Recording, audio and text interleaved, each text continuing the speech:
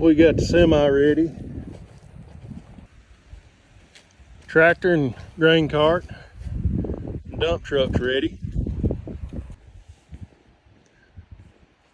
And we got the combine ready.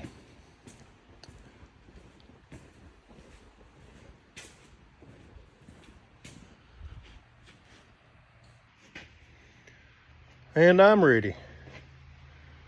But the corn ain't.